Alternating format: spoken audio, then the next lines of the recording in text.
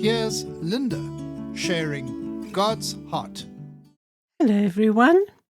Psalm 24 is a powerful psalm written by David, and it highlights various promises that we can tightly hold onto as we live our lives here on this beautiful earth that God has created. The following 4 verses contain the words the God of Jacob, and 2 of them also include the phrase the Lord of hosts. These verses beautifully summarize some highlights of Psalm 24. Psalm 84 verse 8 reads, O Lord of hosts, hear my prayer, give ear, O God of Jacob. This reminds us that as we seek the face of the God of Jacob, He will not only hear our cries for help, but will also listen to us and speedily defend us and fight on our behalf with His huge army.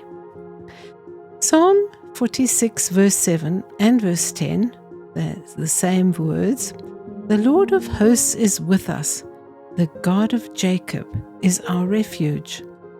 This is such an effective reminder that the God of Jacob, who is our refuge, is constant and immovable, reliably steadfast in providing a place of safety for us whenever we need it. That's right. The God of angel armies is ever with us, either shielding us whilst He fights for us, or strengthens us to fight alongside Him. When we have an important decision to make, we can always go to the God of Jacob and ask Him what we should do or what path we should take. There are 2 verses that are translated with the same words in my Bible, namely Isaiah chapter 2 verse 3 and Micah chapter 4 verse 2. And they read, Many people come and say, Come, let us go to the house of the Lord, to the house of the God of Jacob. He will teach us His ways, and we shall walk in His paths. In Revelation chapter 3 verse 1, Jesus said of Himself, These things says He who has the 7 spirits of God. The 7 spirits are listed in Isaiah chapter 11 verse 2. The Spirit of the Lord will rest upon Him, the Spirit of wisdom and understanding, the Spirit of counsel and might, the Spirit of knowledge and the fear of the Lord. The 7 spirits that rested on Jesus are available to us, and when we need wisdom from God, James chapter 1 verse 5 says, If any of you lacks wisdom, let him ask of God, who gives to all liberally and without reproach, and it will be given to him.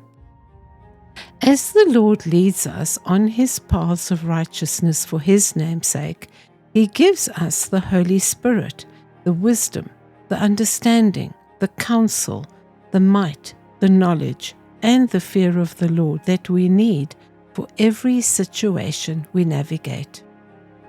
In the last 4 of these 4 verses, Stephen, one of the disciples of Jesus, quoted highlights from the history of the Israelites. In Acts chapter 7, in the last part of verse 45 to 47, he said, Until the days of David, who found favor before God and asked to find a dwelling for the God of Jacob. But Solomon built him a house. This verse beautifully summarizes Psalm 24 as a dedication psalm of the property that David bought to build the temple on, which his son Solomon started building 4 years after David's death. The Lord's heart for us today is that He is faithful to respond to the desire that He placed in us to seek and to find Him.